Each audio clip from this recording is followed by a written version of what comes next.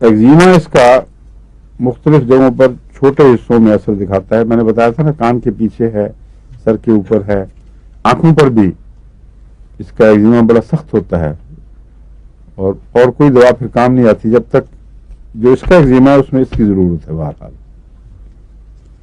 موٹے ٹیومر بن جاتے ہیں لیڈز کے اوپر, اور ایگزیمے سے آنکھ کے جو اوپر کا پردہ ہے خاص طور پر وہ تھک ہو جاتا ہے, بال جھڑنے لگ جاتے ہیں, اور ارد گرد سیاہی کا ایک وہ سایہ سا پڑ جاتا ہے, اور بہت تکلیف دہ ہے آنکھ کا ایگزیما.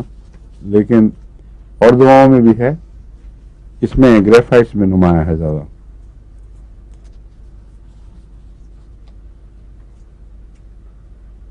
جیسے میں نے بیان کیا, اوپر کے جو لیڈز ہیں ان کے ساتھ زیادہ تعلق ہے اس کا.